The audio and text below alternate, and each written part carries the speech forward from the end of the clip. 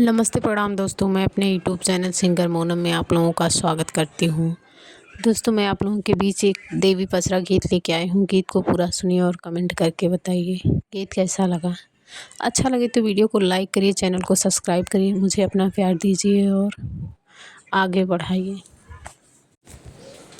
सबकी के दाइया ने बिया परी फूली गईनी हो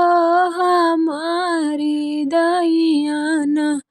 निबिया भैनी पाती झरवा हो हमारी दैयाना निबिया भैनी पाती झरवा हो हमारी दैयाना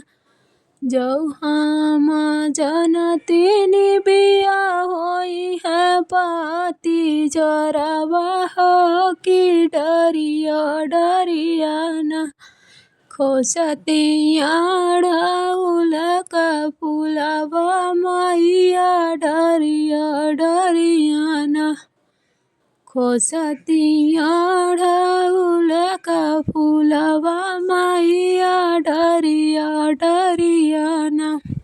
सबकी की दाइया निबिया परी फूली गईनी हो हमारी दैयाना निबिया भैनी पाती झरवा हो हमारी दैयाना निबिया भैनी पाती झरवा हो हमारी दैयाना जो हम जनती निबिया होई है पाती झरवा हो कि डरिया डरियाना खोसती बेला चमेल हो कि डरिया डरियाना खोसती बेला चमेल हो कि डरिया डरियाना सबकी की दाइया निबिया परी फूली गईनी हो हमारी दैयाना निबिया भैनी पाती झरवा हो हमारी दैयाना जो हम जनती निबिया होई है पाती झरवा हो कि डरिया डरियाना